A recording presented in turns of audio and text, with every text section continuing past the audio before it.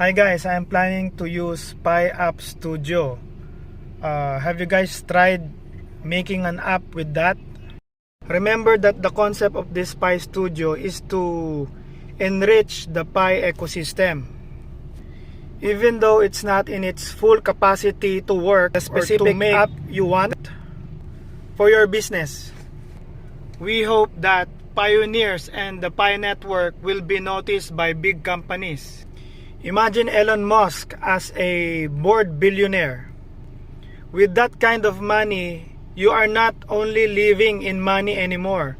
You are living with a purpose. Well, everyone is living for a purpose. So what if Elon Musk notices Pi network and accepts the GCV? Because maybe the monetary system, the traditional monetary system, is going down.